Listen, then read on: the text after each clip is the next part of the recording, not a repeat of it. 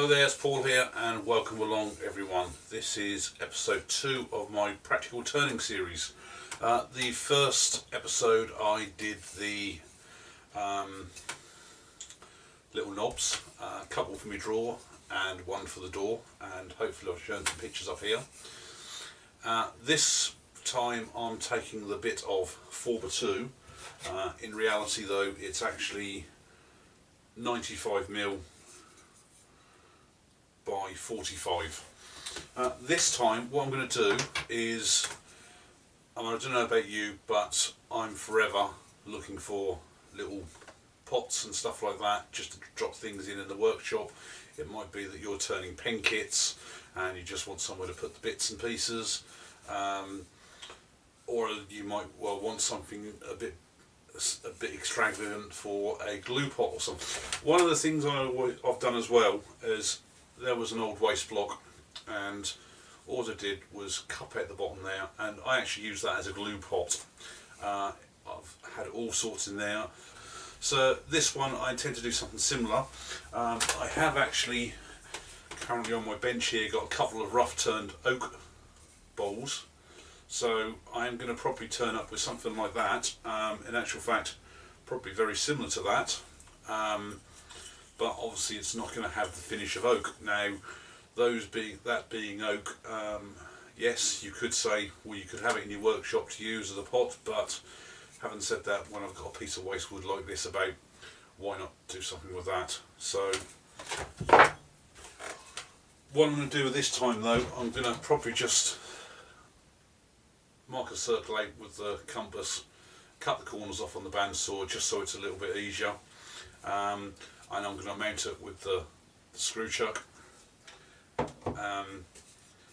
Obviously this is softwood, so you have to be a bit more careful, because it's obviously, if you get a catch or anything like that, it's just going to spin and ruin the thread on the glue chuck. So I will mark this out and be back in a moment. So I'm just going to quickly find centre here, just as a rough guide, so I can make use of most of the wood as possible. So I know that's 95mm wide, so I'm actually going to mark that off at probably about 90. So the idea is, stick your compass in on the centre point, you can find the edge, just draw a line, and like I say, this is just purely and simply for speed. I'm just going to lock the corners off here just so I can take it down a little bit quicker.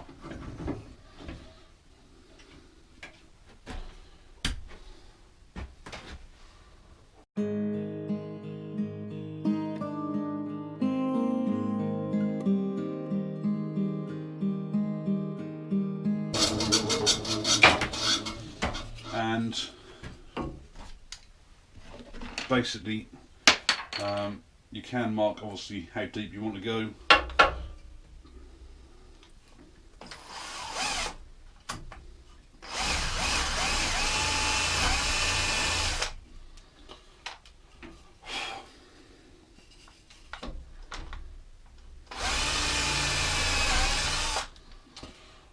That should hopefully be plenty enough. So I'm going to get this mounted on the lathe now, and I'll be right back. Just before I mount this, just want to run through some basics here. I've measured the bar on this, and the actual bar, so in other words at the very base of the threads, is actually 7mm. The top of the threads is 9.5mm, so you've got sort of like a 2.5mm width there for where really it's going to rip into your wood. So the normal thing is to try and make this as tight as possible, hoping that it's not going to hold. But what will actually happen is that if I'd only drilled this to 7mm, because I've actually chosen a 7.5mm hole here, so it's got a little bit bigger. If I'd only drilled this at 7mm, what would have happened was that this threads would have been so vicious on the actual wood, it would have actually torn everything out, and therefore would probably have not actually had any grip. So by going that extra half a mil should hopefully make this go on nice and easily.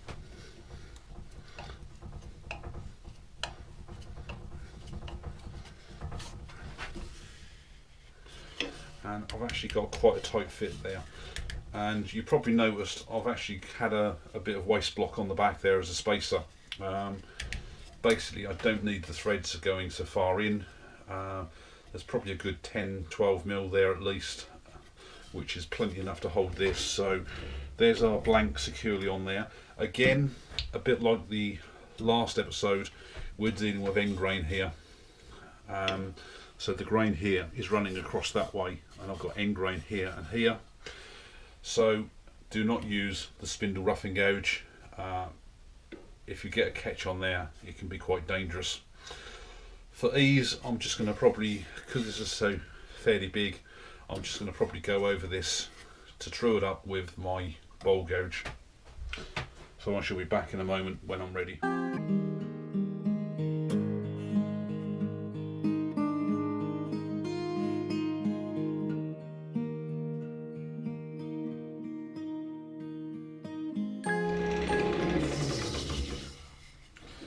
And there we are, we've got lots of tear out on the ends, as to be expected. We're on softwood, so it'll be interesting to see how well I can get this finish up.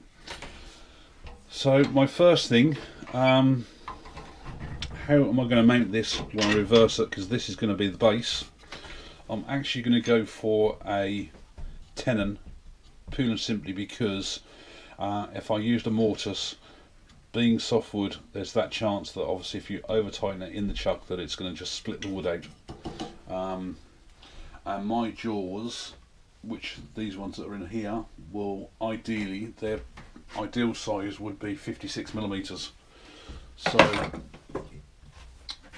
but as again this is softwood and it's going to compress a bit, I'm actually going to take this up to about 60mm.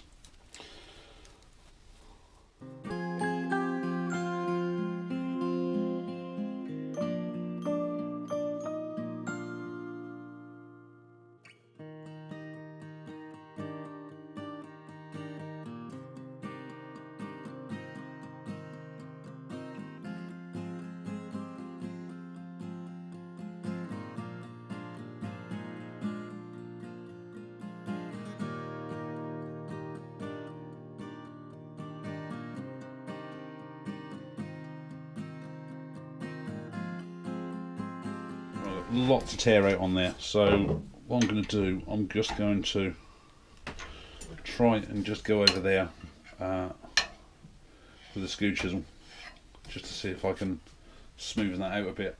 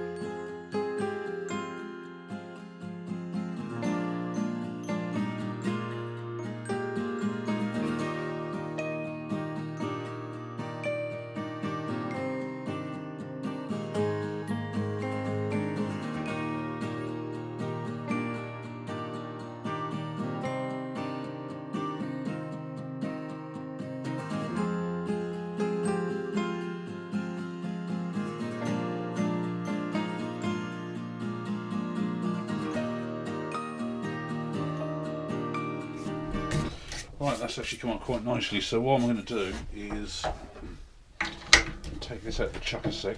And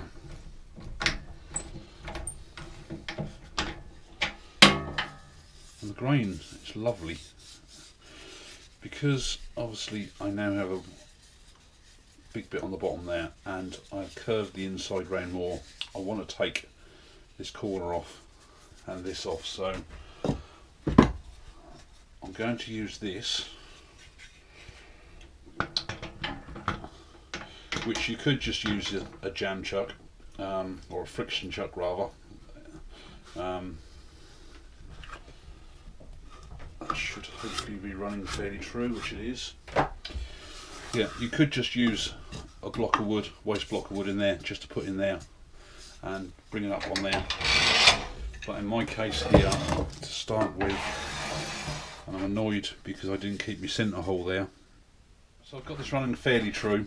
It's a little bit out, but I just want to take this curve out more and then take this tenon off the bottom here.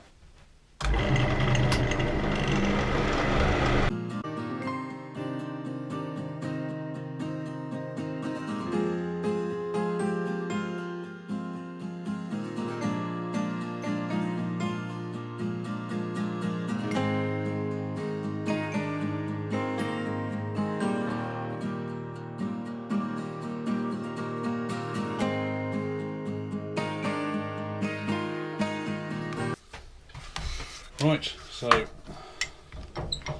remove it from there. It's still probably fairly thick on the bottom there, so I'm just going to remove this bottom bit here. So that's episode 2 done. A little pine softwood bowl.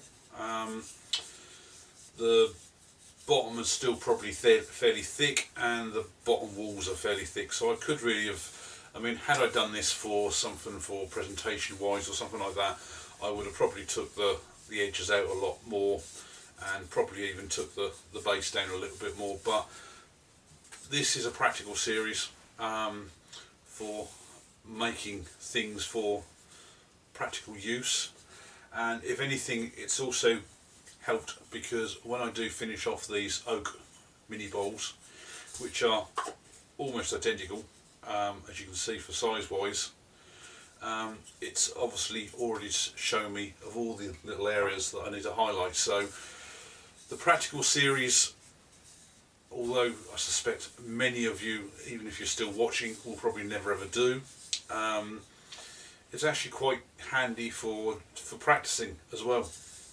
So I'm not bothered about a finish. This is just to be, like I say, used in the workshop. It has got odd little bits of tear out in there, but I now have a pot just to put my bits and pieces in as and when I work on different things in the workshop. So if this is your first time here, I put up regular videos. Please do subscribe, you'll at least get notified every time I upload a video. For my existing subscribers, especially if you're watching this series, a big thank you very much. It really is most appreciated. So I'd appreciate it if everybody could hit the share button, hit the like button, and please leave a comment below. So thank you all for watching once again, and I'll see you on the next project video. Bye.